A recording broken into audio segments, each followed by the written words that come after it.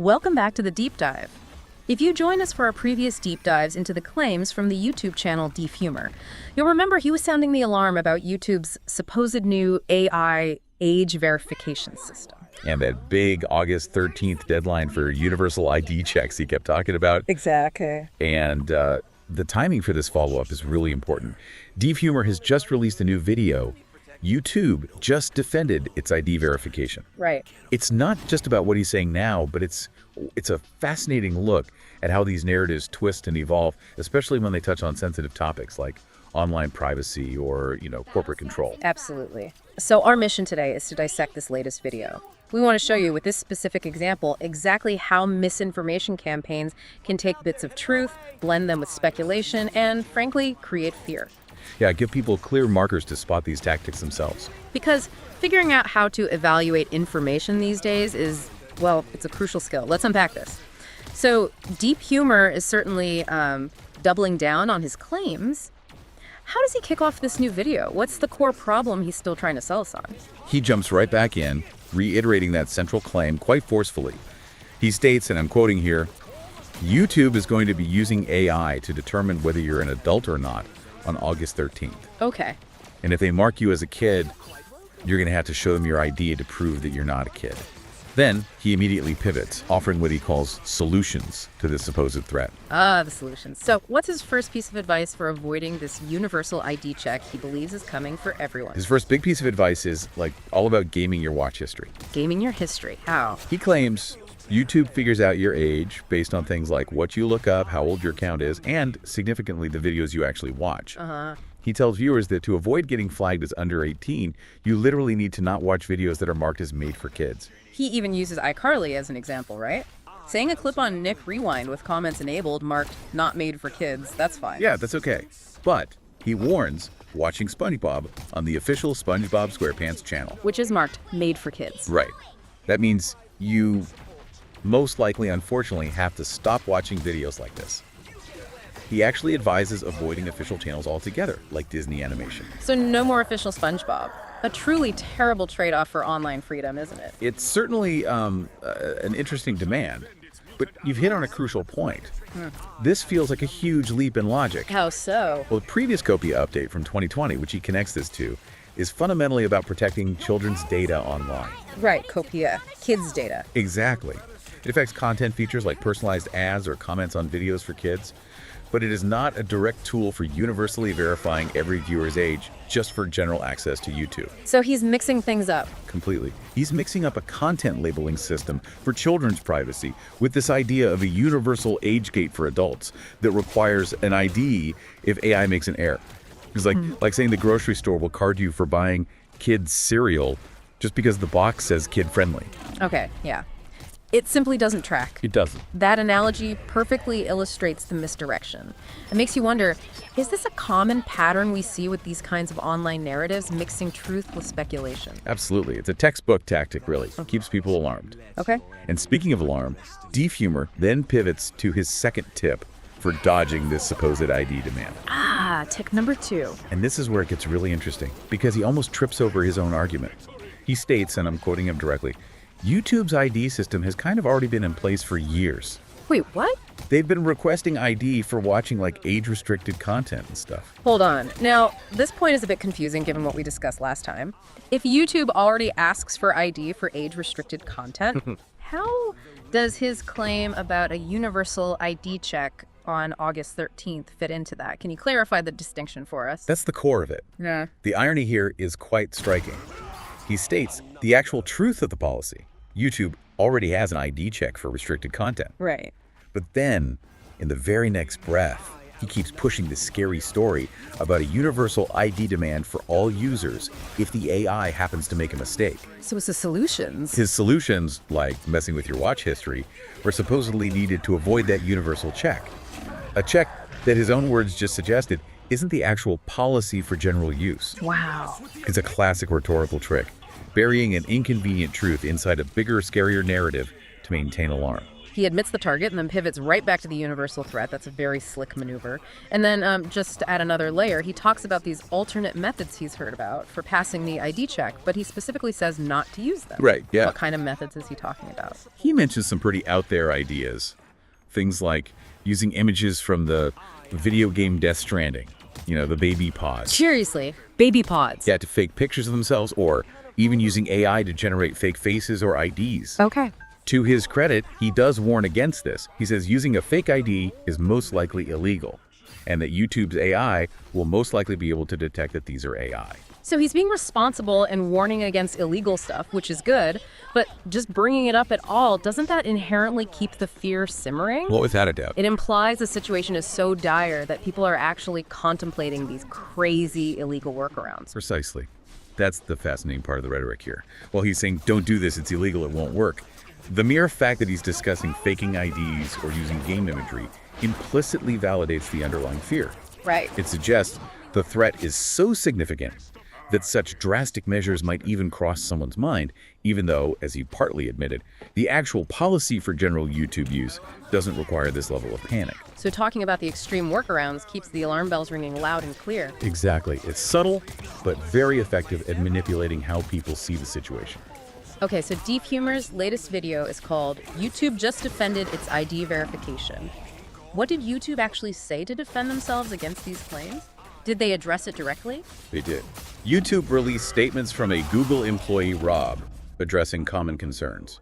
And crucially, they clarify several points. Like what? Well, first, content types. Rob states, Pokemon, Minecraft, anime, and Roblox are for everyone. Our age estimation model does not look at one form of content in isolation to determine if an account is under the age of 18. Okay, so it's not just about watching SpongeBob then? Apparently not. It assesses many different signals, including YouTube activity and longevity across a user's account. Activity and longevity. Got it. What about the big one, the universal ID requirement? Rob explicitly states, no one is required to provide their ID to use YouTube. No one.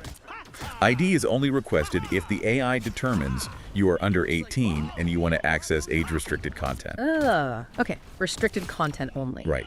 You can choose not to submit ID and just continue using YouTube with standard protections applied to teen accounts, which means you can access all content except the age-restricted stuff. That sounds much less alarming. It does. They also confirm that longevity of the account is one of the various factors taken into account. Okay. What about parents or caregivers watching with kids? That's a very common concern for many users, right? How does the AI handle that? Good question. Their model correctly accounts for instances of parents or caregivers watching together with kids based on overall data. Overall data. A bit vague, but okay. And importantly, teen viewers will still be able to watch all content on YouTube and your channel except age-restricted content. So teens aren't locked out of everything? No. YouTube also mentions safeguards launched back in November 2023 for teens, limiting repeated recommendations of certain video categories. What kind of categories? Things that could be problematic if viewed in repetition, like idealizing fitness levels, social aggression, or delinquency. That makes perfect sense from a safety perspective. Did DeepHumor highlight any specific new impacts for content creators in this video? Anything concrete there? Yes, actually. From the YouTube creators page, he highlights that if an account is marked as under 18, uploads will be set as private by default. Oh, okay. Private by default. And the ability to earn gifts on vertical live streams will be restricted. That's a specific new detail he brings up. Okay, so YouTube released quite a detailed defense covering a lot of ground. How does DeepHumor respond to these direct clarifications? Does he, accept them as fact? Not really. He immediately expresses skepticism, saying something like, I actually think that you would be right and I would believe you if you were the one doing the judging of our YouTube accounts. So doubting the messenger, essentially. Pretty much. Then he immediately rehashes his previous examples of YouTube's AI failures. Comment bots littering every comment section. Ugh, the comment bots. The YouTuber Bangsnap getting banned for knocking over a microphone. His own alleged ban for hacking, hijacking his channel. AI demonetizing videos for no word, regardless of context. Right, the context issue. And the AI's glaring failure to screen out scam or porn ads. He asks, how the hell are you guys having trouble detecting ads on your platform? So using past grievances to undermine current claims. It's a classic tactic. He weaponizes these examples, many of which are general frustrations with AI or possibly taken out of context, to paint YouTube's AI as totally incompetent. Which makes his conclusions seem more likely. Exactly. That the AI will inevitably mess up your age and force you to show ID.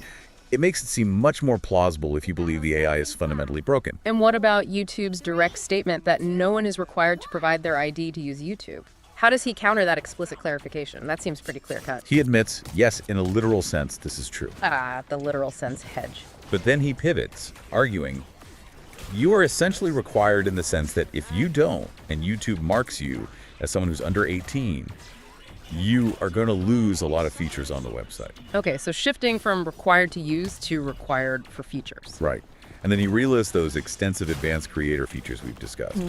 No content ID appeals. Which means you can't dispute copyright claims easily. Yeah.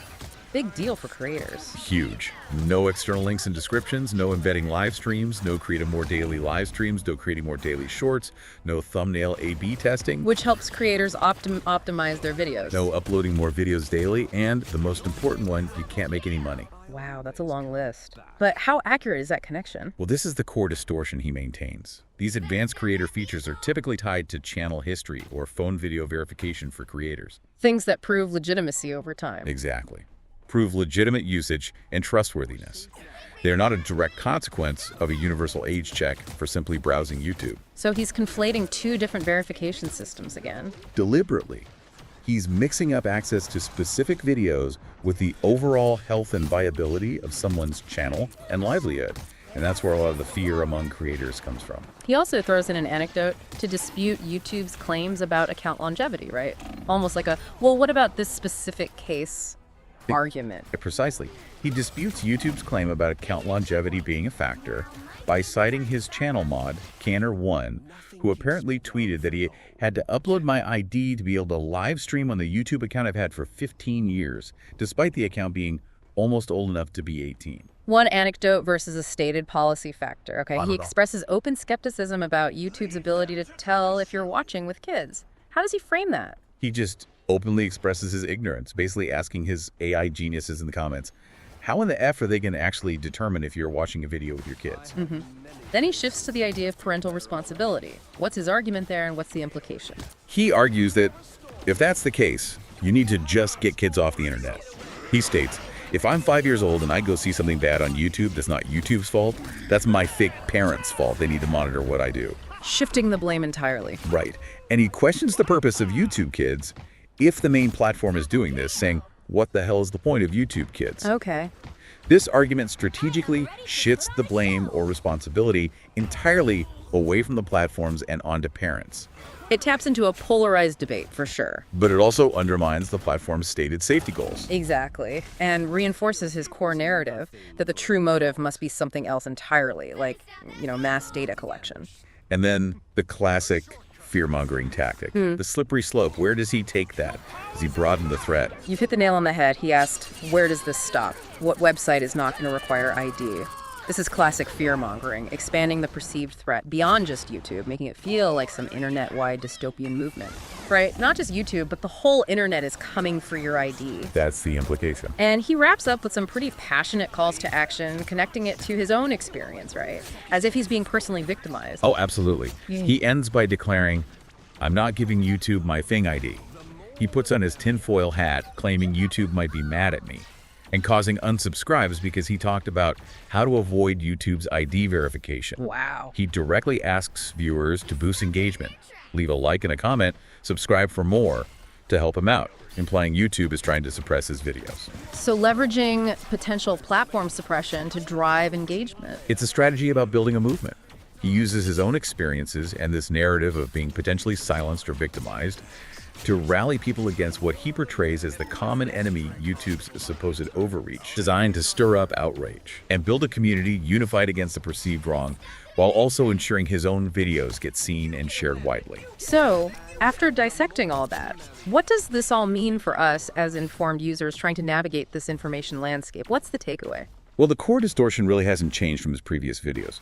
DeepHumor's new video, just like the last one, keeps mixing up two very different things. Right. YouTube's specific targeted age verification for restricted content, which, remember, is a long-standing policy just getting updated with new AI tech. and this idea of a universal arbitrary ID demand for every single user just to browse the site or keep their creator features. It's fascinating how even when he momentarily brings up facts that contradict his main point, like admitting YouTube already requires ID for restricted content, or showing YouTube's direct clarifications, he strategically downplays them or ignores the implications to keep the main alarming story going. It's really quite a display of how these fear-based narratives get built using bits of truth, a lot of speculation, and strong emotional appeals. It truly is.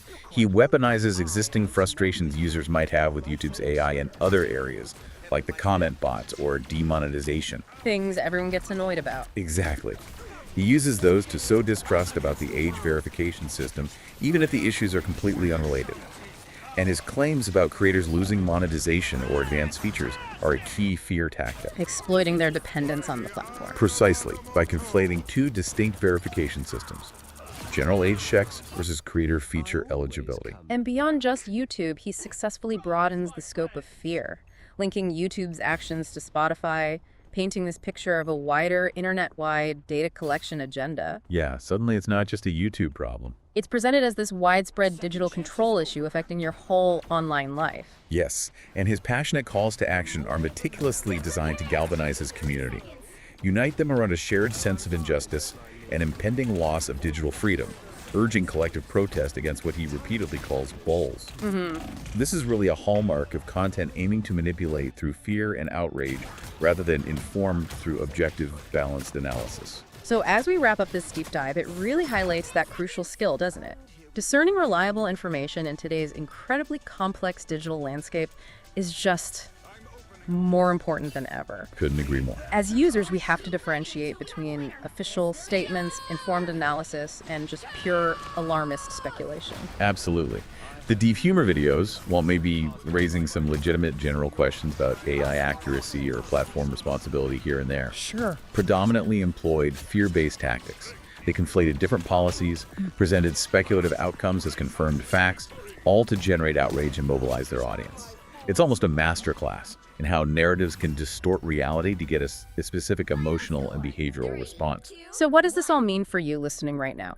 With AI evolving so fast, online regulations constantly changing, this endless flow of information, how do we, as informed users, balance genuine safety and privacy concerns with that very real risk of being manipulated by alarmist narratives? That's the million-dollar question, isn't it? What practical steps can you take to critically evaluate information about online policy changes? Yeah, how do you protect your digital autonomy without falling prey to unnecessary fear or getting swept up in what's essentially outrage marketing? The key is really developing that critical thinking muscle. Always, always try to find the official sources. Don't just rely on one voice, especially if it's a loud or angry one. Good advice. Compare information from multiple credible places, and don't be afraid to question things. Look for the actual evidence, not just appeals to emotion. Keep questioning, keep digging. Your ability to understand what's really going on online, your digital well-being, and honestly, your understanding of the world really depends on it. That's all for this deep dive.